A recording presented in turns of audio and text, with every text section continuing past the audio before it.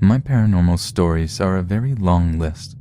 Some terrified me and still do to this day.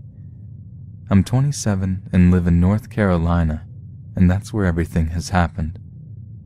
My first ever paranormal experience was when I was just 3 to 4 years of age, probably around 1992 or 93. I started having night terrors. I kept dreaming of these shadow dog figures, and in the dream my neighbor's dog, a chow breed, would burst through the window of my bedroom and save me. As time went on and I got a little older, I started to actually wake from the nightmare and see the shadow dog for real. At first I thought it was our black dog because he was short, and so was this shadow. I called out to him, but this creature wasn't him. This continued for several months, and I would scream for my mother. She ended up getting worried and sleep deprived. She then took me to a psychiatrist, and they ran tests to find nothing wrong. It kept happening, and I ended up having severe anxiety from it, and still do. This never stopped and has continued into my adulthood. I never told anyone but my mom because it was evident even at a young age that people would label me crazy. Until we moved across the street and my best friend's family moved in, it took 4 years for my best friend to have the same problem. I never told her either because she is an easy scare. When she turned 16, she finally told me what had been happening. I almost cried and finally knew it wasn't just me. She had to endure countless things at her new home with me anyway, so I couldn't bear to tell her about her family's home. She stood with me in our kitchen listening to stuff getting thrown around. I've always been super sensitive to things like this, and they tend to be extreme at times. The most recent thing that happened to me in her family home was in 2013. I went to clean for her father, and he had to go to an appointment and left me there alone to clean his son's room. The room. As I was in there organizing all of his toys, something said, "Let's play again." It sent shivers through me, and my entire body was covered in goosebumps. Fight or flight kicked in, and faster than a cat, I was off the floor and out the front door. After smoking a cig and talking to my mother, I got the nerve to go back in there. I started to yell scripture at it and told it to leave that room and to leave me alone. Well, it did leave the room, but not the house. I could hear it walking, almost pacing back and forth in the hallway. And this man has no animals in the home. I started praying over the whole room to keep his son safe and protected. I started to feel calm and safe and thought I had actually done something. But no, I hadn't. My friend's father was pulling in the driveway. I was so relieved because the presence is afraid of him for some reason. You can feel it cower and leave. After that, I started having very bad night terrors to the point I would wake up in tears. A 24-year-old woman then, I felt so unsafe, and it made me feel inferior when I am normally very strong-minded. It got so bad that I would wake up choking, and one time I woke up and was choking myself. I had dreams of Satanist churches and a small boy throwing his twin sister off a balcony at a Satanist church as a sacrifice to Lucifer. I will never forget this. It's like yesterday, and still so vivid. My ex witnessed me talking and growling in another language. I rolled over like I had never even been asleep, and he looked terrified. I asked if he was okay, and he told me I had been doing that for 3 hours. I told him not to worry because I used to sing in Latin in my high school choir, and maybe it was my subconscious. But the growling, I cannot explain. The night terrors continued, and knocks, and doors flying open, the sound of footsteps, things going missing never to be seen again. A friend of mine introduced me to a psychic via Facebook. She told me to bless a quartz crystal and how to do so. I did, and it helped me tremendously with my night terrors and protected me in many bad situations. Now, though, I'm living with my current boyfriend in his mother's home, where a murder took place. 2 homes right beside each other, and both had to be blessed by priests. We live near a creek that used to be a Native American settlement. His family has planted blueberry bushes on both properties.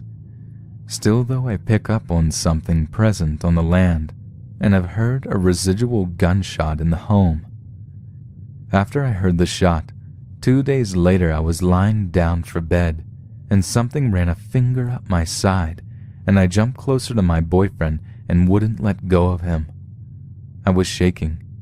You would think it wouldn't bother me by now, but in fact it still does. Everywhere I live in this town has some kind of paranormal occurrence. Last year I woke up to my friend calling my name at 8:30 a.m. I looked all over the house for her and found nothing. I put my clothes on thinking maybe she was in distress and needed me, so I got in my car and headed over there. She met me at the door and asked if I had been there. I hadn't, and I told her this, asking her why as well. She told me she woke up at 8:30, same as me, to the sound of me calling her name. Luckily I had brought my sage and told her it was time to cleanse the home again. I went to every corner of the home, starting in the basement, and sent the presents out her front door.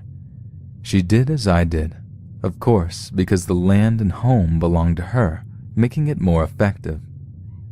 Well, I got home and realized I had royally messed up because it had followed me. So many terrible things followed.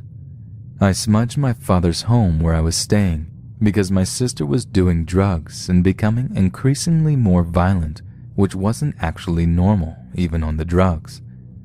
I decided to get my sage out and cleanse the home. I had done this before with no ill reaction from my sister or father. They didn't even know I had done it the other times. I asked God to protect my family from any harm or violence. My sister came in right after I was done and started trying to scream at me. She instantly started choking on her own words and could not cuss me. She couldn't even look me in the face. Her drug use would counteract my cleanse somehow after a week or 2. This is what prompted the crystals. Being a sensitive and empath, I know I will never get away from these occurrences, but I'm trying to keep a level head and not be frightened, which has been hard for me to do.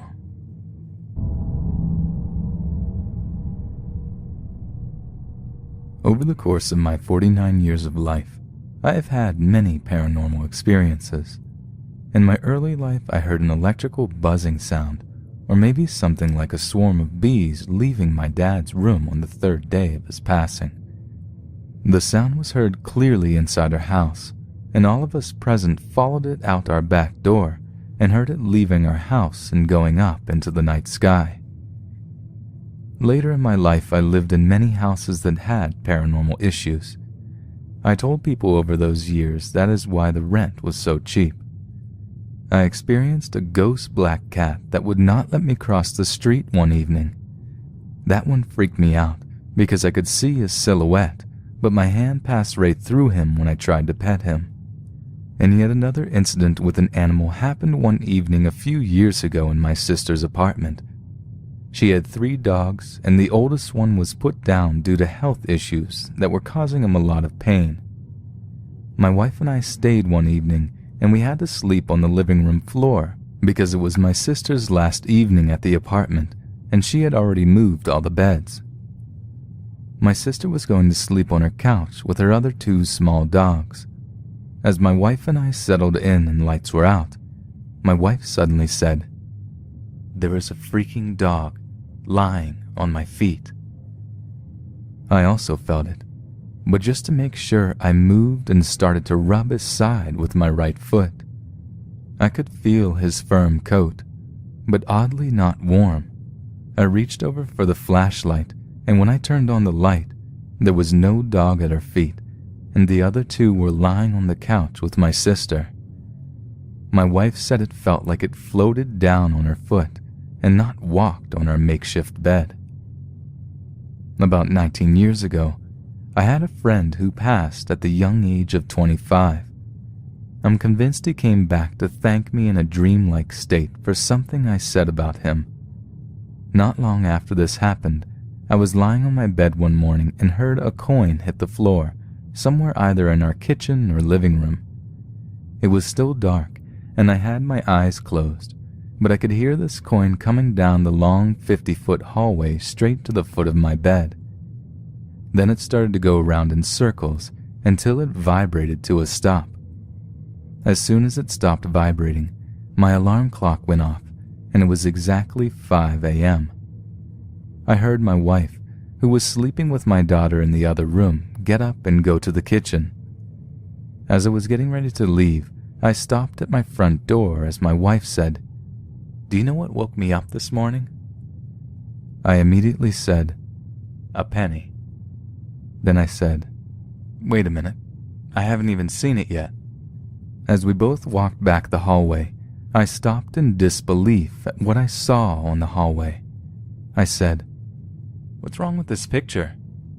First, I had a plywood floor that in some places the coin would have had to jump over a 1/8 inch. What was even more amazing was that my wife had laundry all over the floor in a zigzag pattern that would have made it impossible for the coin to travel in a straight line. When I finally reached the foot of my bed, it was indeed a penny. Now my last story is one of my brother-in-law, who passed a few years ago. His passing really took the wind out of my sail. He was my go-to guy when I needed healing. On Valentine's Day, 10 months after he passed, my wife and I were headed home when all of a sudden my SUV radio stations started switching to different channels and the volume display was going up and down until it stopped on one song. The song playing was about dying young. It played all the way home until I reached my driveway and stopped my car. I went inside my house and cried. I told my brother-in-law if he could hear me to please know he didn't have to prove to me that he was still around. I told him it was not the same as before because we can't have a normal conversation.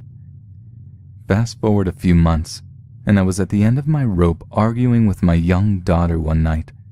As my daughter slammed the front door and went outside, I said out loud in front of my wife, "I hope my brother-in-law scares the you-know-what out of her." I regret this request for the rest of my life. A few days later, my daughter was better than normal in her behavior. She seemed to be the nicest person in the world, and she was doing all of her chores. When I asked my wife what was up, she told me I think it's better she tells you so you can explain. I had no idea what she was talking about. I called my daughter to my room. She began by apologizing and starting to tell me about that night we argued. She said after she cooled off and came back inside the house, she went straight to bed.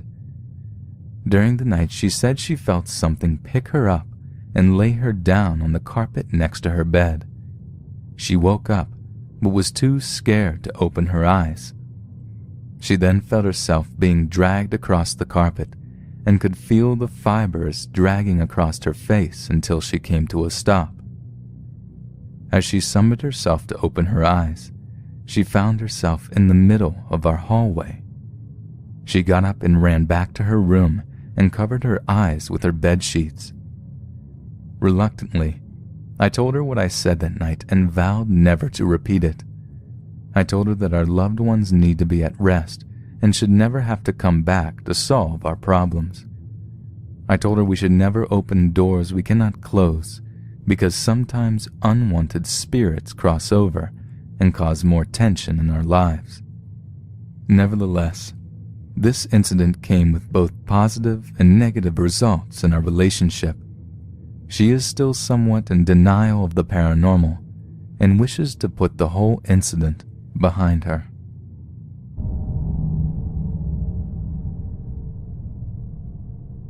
My experience happened on July 21st, 2009, in Belmead, Texas, just 15 days after my mother passed away. After my mother died, I moved in with my sister. One day we all had plans. My sister and her family were leaving to go out of town, and my 1-year-old nephew was very attached to me, so I decided to keep him and take him with me to the bookstore.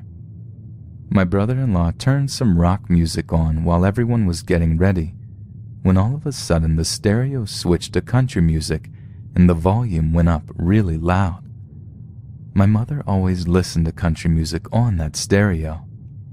Then, I was in my room getting ready, and my sister told me that they would let me know when they were leaving. She had not done that yet, so I assumed they were still home and that she was in her bedroom getting ready as well. I knocked on her door and I heard someone tell me very loudly and clearly, "Just a minute." So I stood there waiting for her to let me in. Finally, after standing there for quite a while, I knocked again and nobody answered that time. I yelled my sister's name and no response. So I walked in her room and the light was on, but there was no one there. I looked out the front door and a car was gone. I was really freaked out. I got my nephew ready and we went to the bookstore. My sister was not due to be back for a few hours, and I knew I was not staying by myself after that happened. So I made sure everything was turned off, locked the door, and we left. My sister only had one house key because she lost the other key, and she gave the key to me because I was going to be back before them. I stayed at the bookstore for a while, then decided to go home because I knew my sister would be home in an hour or so. I got home, unlocked the door, and as soon as I walked in, I heard water running. I ran into the kitchen and the sink was flooding over. There was water all over the floor and water coming out of the faucet full blast. That water was not left on before, and I was the only person with a key to unlock the door to get back into the house. Later that night, my sister and her husband were going to see a movie, so I reluctantly agreed to stay by myself and babysit. That evening I made a big pallet of cushions on the living room floor and was going to put a movie on for us to watch. But before I turned on the movie, I gathered all 4 kids and told them they needed to clean their mess up first. My 3-year-old niece refused to help clean up, so I told her to get up and help or she was not going to watch the movie. She again refused. All of a sudden, she started crying and I asked her what was wrong, and she told me that Nanny, who was my mother who passed away almost 3 weeks before, told her that she had to behave for Aunt Holly, me, and help the other kids clean up the mess. I was really freaked out. My niece continued to talk to her nanny, my mother, for months after she passed away, and when we would ask her where Nanny was, she would tell us that she was floating on the ceiling. My sister and her husband got home around 11 p.m. that night, and everyone went to bed, but I just couldn't sleep, so I decided to stay up and watch a movie. While I was watching the movie, my brother-in-law came bursting out of his bedroom door and was incredibly freaked out. He said that he felt a human grab his foot while he was sleeping, and as he woke up and turned around, he saw my mother standing at the end of his bed, which made sense because my sister would always send my mother in to wake him up from a nap, and she would grab his foot playfully to wake him. We had many experiences like that for a while. We had a birthday party for my oldest niece on January 28, 2010, and we took a lot of pictures. Later on, when we went back to look at the pictures, we noticed that in every picture, there was an orb above my niece's head.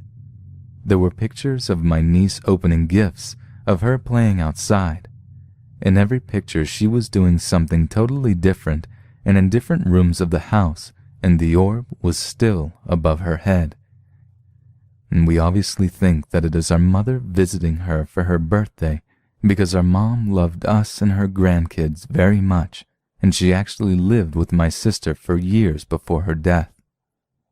When I moved in 3 days after she died, I moved in her room, and sometimes I felt her presence in that room and would feel someone touching my hair or rubbing my back, which is something she always did to me to show that she loved me. I know this is probably not scary to some people, but to me, it was very, very scary, even though it was my mom.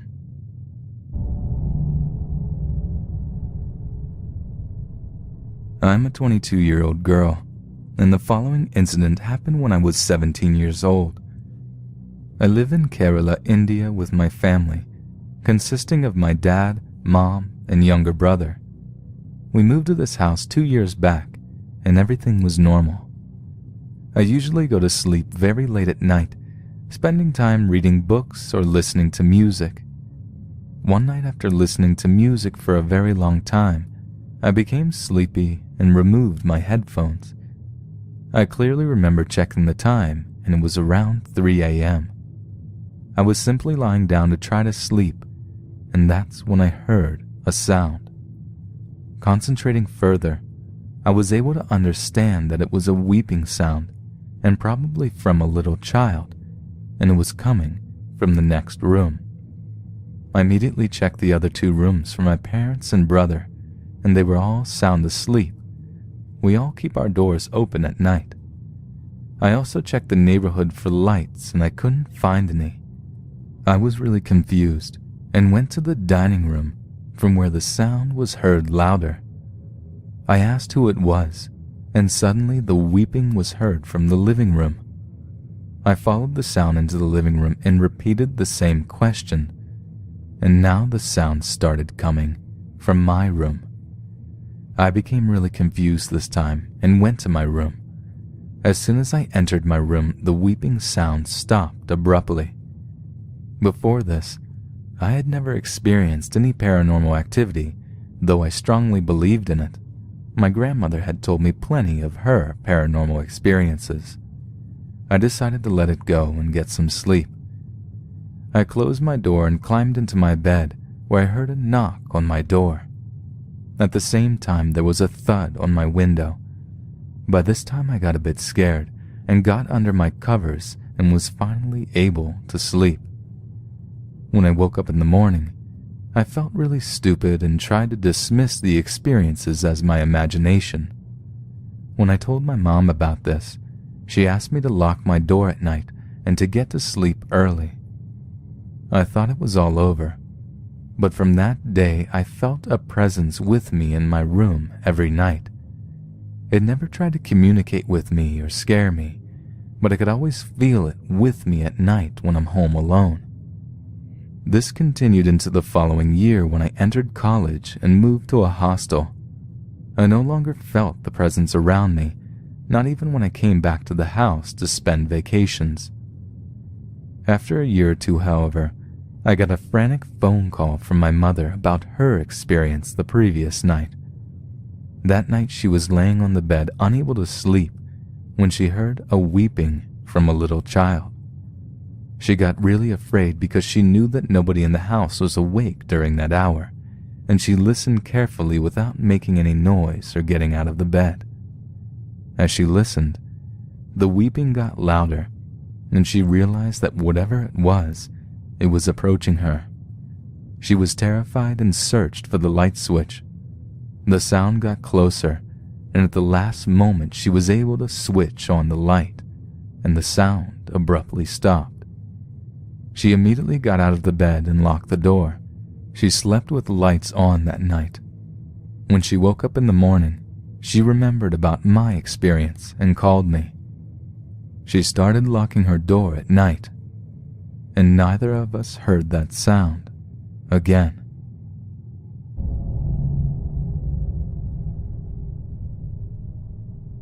March 2015, Orlando, Florida. My children, wife, family, and friends have all experienced paranormal activity in this house. There isn't just one ghost, but so many over the years due to previous occupants playing with the Ouija board. In 2009, my neck was broken in a bicycle accident. I have had 2 MRIs and pain management pills and spinal shots. In March 2015, I was so sick as never being able to sleep in the constant pain that I asked the spirits in my house to just take me. What happened next, I have never seen in any story. I would regularly have my son sleep with his mother because I could not sleep and the pain was worse at night. So on the night of the first experience, I think I fell asleep at 4 a.m. with my little dog in bed with me and Pitbull on the floor next to the bed. I felt 3 fingers held together press underneath the bed on my lower back, and the pressure got stronger and stronger. These fingers started to go up my spine, and I looked at my little dog next to me as she was freaking out. Then the bed lifted off the floor a foot as these fingers went up my spine and my lower half was frozen. When this presence went all the way up to my skull, I thought for sure it was trying to invade my body. So I said, "Leave me now!" And the bed dropped to the floor. The next day I called my sister and told my wife because we all have had experiences and events in this house over and over. So 20 days from that event, I was working on my SUV in the front driveway and asked my wife to come outside and stand next to the jack while I was working inside the wheel well with the tire on. I felt the lower part of my back disc start to separate one by one. There was a previous operation there at L5 to L7. Then there was an electrical charge that started from that area so strong I could feel it go through my back, up through my arms and out my fingers. The same thing with my legs and down to my toes. This hurt so bad, it felt like holding on to 120 volts and just staying there. I screamed really loud, and my neck snapped so loud my wife heard it outside the vehicle. I fell to the ground, and first moved my fingers, and then legs to see if I could even move, and I could, just fine. I got up and told my wife that I felt different, really different, and asked her to feel my disc and my neck by my skull that would stick out a half an inch. My wife didn't feel it anymore, and I felt better, but not perfect yet. The following week I went to my pain management doctor, and I didn't tell her the true story of what had happened, only that my neck snapped back into place. At this point, doctors only wanted to surgically remove my problem disc, so the doctor prescribed more pills, but I didn't tell her I had stopped taking the pills I was on for the past 6 years. I wanted to see where this was going to take me. So 21 days from the first event, again I still wasn't perfectly sleeping due to pain still under my upper back and neck, but what changed was that I could now sleep on my side, which I wasn't able to do for years, and my arms were not going to sleep over and over again like they did through the night. Again sleeping with my little dog in my son's bed, I awoke at 3 a.m. with a hand on my left shoulder and what felt like a knee in the center of my back and a hand on my lower right shoulder. The ghost pushed forward with so much force it put my right shoulder back into socket, which I had no idea was even out. Once that was done, I haven't had the level of pain I lived in for the past 6 years. After this, I was scheduled to have another doctor visit, and I told the doctor the true story and that I would no longer need the pills. She believed me. I'm looking back into the records to possibly find if maybe there was a chiropractor that lived in the house in the past.